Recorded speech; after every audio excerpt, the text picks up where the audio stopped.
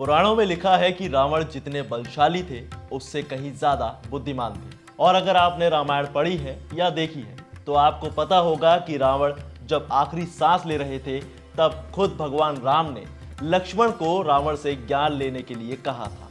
तो अब इसी तर्ज पर आज हम जानेंगे कि आखिर रावण का जन्म हुआ कहाँ था और उन्हें ब्रह्म राक्षस का नाम क्यों दिया गया और रावण ने शनिदेव को बंदी क्यों बना लिया था। इन सभी सवालों के जवाब हम आज जानेंगे इस वीडियो में।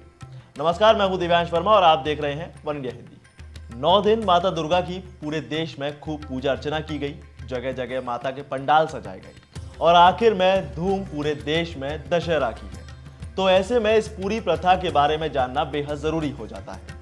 तो रामायण के मुताबिक रावण पिता की तरफ से ब्राह्मण थे और नाना की तरफ से क्षत्रिय राक्षस। यही वजह थी कि उन्हें ब्रह्म राक्षस कहा गया था। रावण के दादा ऋषि पुलत्स्य ब्रह्मा के 10 पुत्रों और सप्तऋषियों में से एक थे। उनके पुत्र ऋषि विश्वा की पत्नी क्षत्रिय राक्षस कुल की कैकसी ने रावण को जन्म दिया था और कैकसी के पिता दैत्यराज सुमाली थे और ऋषि विश्वा की दूसरी पत्नी से जन्मे कुबेर। रावण ने अपने पिता ऋषि विश्वा के संरक्षण में वेदों और पवित्र ग्रंथों के साथ ही क्षत्रियों के ज्ञान और युद्ध कला में भी महारत हासिल कर ली। लेकिन अगर बात रावण के जन्म स्थान की जाए तो नोएडा से 15 किलोमीटर दूर एक गांव है बिसरख, और इसी गांव को रावण का जन्म स्थान माना जाता है। और इंटरेस्टिंगली इस गांव में कभी दशहरा मनाया ही नहीं जाता। अब ऐसा क्यों है ये भी सुनिए। असल में बिसरख के लोगों ने कुछ साल पहले रावण का पुतला जलाया था और इसके बाद इस गांव में एक एक करके लोगों की मौत होती चली गई। इसी के बाद लोगों ने रावण की पूजा की और लोगों के मरने का सिलसिला थम गया। और ये बात शायद ही कम लोगों को पता होगी कि लंका को विश्वकर्मा ने शिव पार्वती के लिए बनवाया था, लेकिन ऋषि विश्वा ने यज्ञ के बाद शिव से दक्षिणा में उसे मांग लिया। लेकिन तभी ऋषि के पुत्र कुबेर ने अपनी सौतेली माँ कैकसी को बता दिया कि लंका अब उनकी हो चुकी है। बस यहाँ रावण के इरादे कुछ और ही थे, क्योंकि उन्हें लंका खुद के पास रखनी थी। इसीलिए उन्होंने कुबेर को धमकी दी और लंका को बलपूर्वक छीनने की कोशिश की। और पिता विश्वा को पता था कि अगर एक बार रावण ने शिव की तपस्या पूरी कर ली तो उस पर किसी का बस नहीं चलेगा।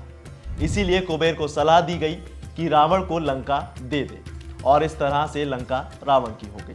जब लक्ष्मण से राम ने रावण से ज्ञान लेने के लिए कहा तो लक्ष्मण रावण के सिर के पास बैठे, और तभी रावण ने लक्ष्मण को पहला ज्ञान यही दिया था कि अगर गुरु से ज्ञान चाहिए तो हमेशा उसके चरणों में बैठना चाहिए।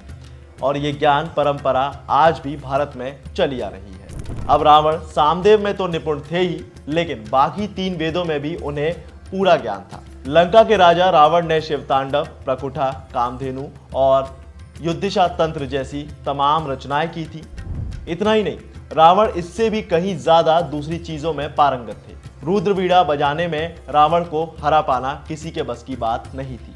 और दुनिया में वायलिन जैसा इंस्ट्रूमेंट भी रावण की ही देन है, जिसे रावण हता कहा जाता था। रावण का ज्ञान यही खत्म नहीं होता है, बल्कि उन्होंने मेडिकल साइंस का भी खूब ज्ञान हासिल कर लिया था। आयुर्वेद पर उन्होंने एक अर्क नाम की एक किताब लिखी थी, और रावण को एक खास तरह के चावल भी बनाना आते थे। ये खास इसीलिए थे क्योंकि उस चावल में पोषक तत्व भर भर के होते थे, और कहा जाता है कि यही वो चावल थे जो रावण सीता माता को अशोक वाटिका में खिलाया करता था। यहाँ तक कि मंदोदरी के कहने पर आयुर्वेद के ज्ञान पर रावण ने स्त्री रोग और बच्चों की बीमारियों पर कई किताबें लिखी। इनमें 100 से ज्यादा बीमारियों के इलाज के बारे में बताया गया था।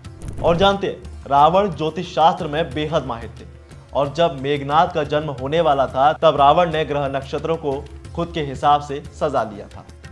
उनका मानना था कि ऐसी स्थिति में जन्म लेने वाला उनका पुत्र अमर हो जाएगा। हालांकि आखिरी वक्त में शनिदेव ने अपनी चाल बदल दी थी। इससे नाराज होकर रावण ने शनिदेव को ही बंदी बना लिया था। इसके बाद ज्योतिष शास्त्र पर भी रावण ने कई किताबें लिखी थी। तो ये थी वो तमाम जानकारियां लंकापति रावण के बारे में जो आपके लिए जानना बेहद जरूरी थी। अगर आपको ये जानकारी बेहद पसंद आई हो तो इसे लाइक शेयर जरूर करें, और ऐसी ही तमाम जानकारियों के लिए सब्सक्राइब करें वन इंडिया हिंदी।